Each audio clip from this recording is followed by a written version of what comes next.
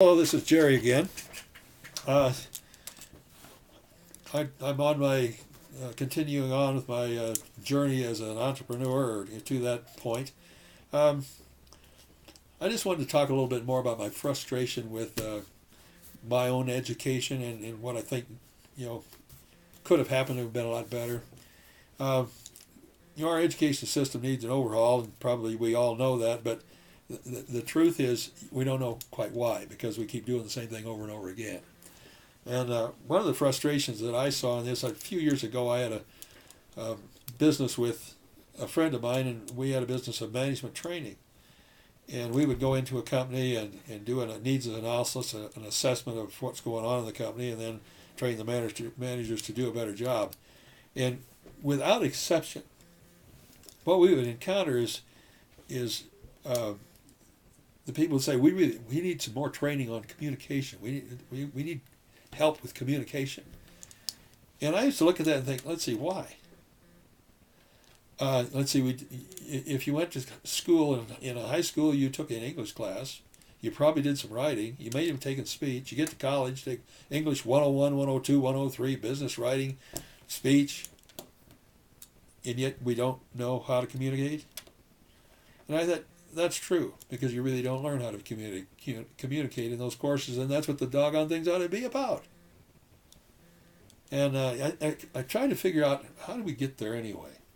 Well, part of it is simply that the English people, the people that major in English, they all keep repeating the same thing over and over again, and so therefore they just keep teaching the same thing over and over and over again. Read this book and make a report. And here's how you learn how to write, or you think you do.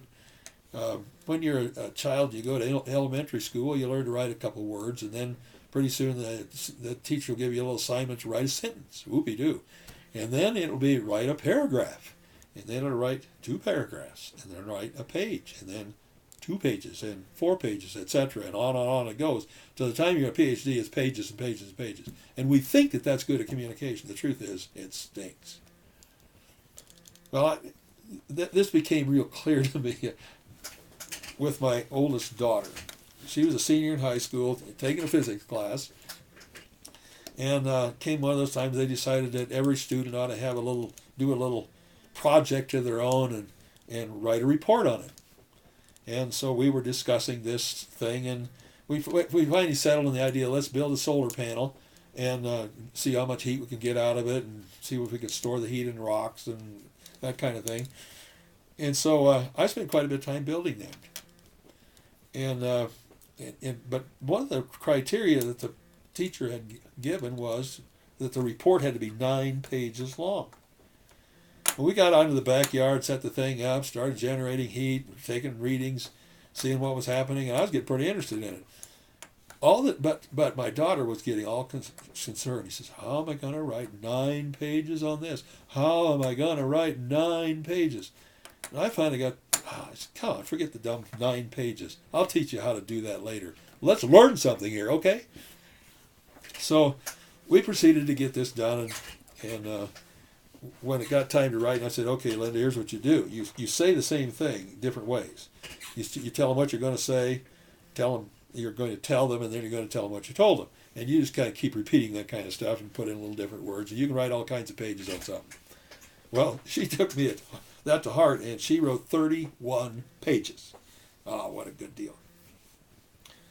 She turned that thing in, and what she heard around school is teacher complaining to other teachers. This student turned in this report 31 pages. And then she says the real downer for her was that when she did her oral part of the report, it was clear that he had never read those 31 pages. Now, that's the way we've been doing stuff. And it was interesting, when she got to college and she took English 101, she got the same kind of assignment thrown at her. Write 125 words, or I don't know what it was. So let's say 125 words on such and such a subject. And she went to the teacher, kind of chip off the old block. She went to the teacher and said, can you answer a question for me? And the teacher said, well, yeah. said, if I can tell you in 25 words what you need to know about this, what's the purpose of writing 125? And the teacher was shocked by it. She said, you know what? I don't have the answer to that. In fact, if you can do it in 25 words, that's a good idea. Well, in my own experience of going through school, I saw a whole lot of stuff like that. And when it came to my own major, when I got ready to go to college, I didn't really know what I wanted to do. I knew I couldn't be a farmer, and that's where I'd grown up because I had allergies, and my parents both had degrees in college, so I thought, okay, that's what you do. And that seems to be the way our system works. And I had no idea what to do, but I thought to myself that, okay, I'm good at sciences and math, and I kind of like mechanical things. Why don't I be it sounds like a mechanical engineer, mechanical designer, that would be a good idea. So I went off to college. Now you do, as you all know, you take all that basic stuff, English 101, 2, and 3, Algebra 1, trigonometry, etc., on and on and on, all in preparation to accomplish something out here at the end. Well, I thought I wanted to be a design engineer. I had no idea what they did. I kind of guessed, but I didn't know how this worked. So I'm in my senior year before I can even take a mechanical design class.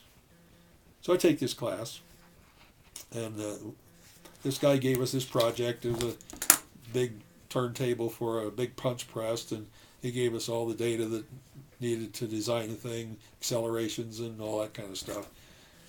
And so we're all sitting there using all this preparatory information that we had, and I'm sitting there calculating out the shaft to drive this thing. And I keep coming up with a shaft about the size of a quarter of an inch in diameter. And I'm saying to myself, that can't be true.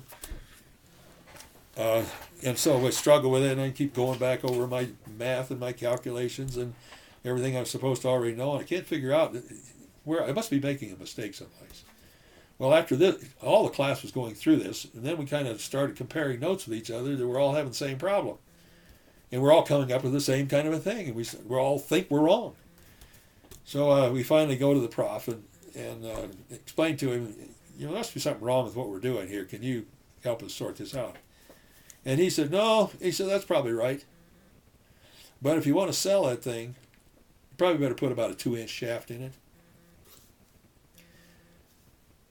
That destroyed me. I looked at it and thought, look, I could have done this before I left the farm.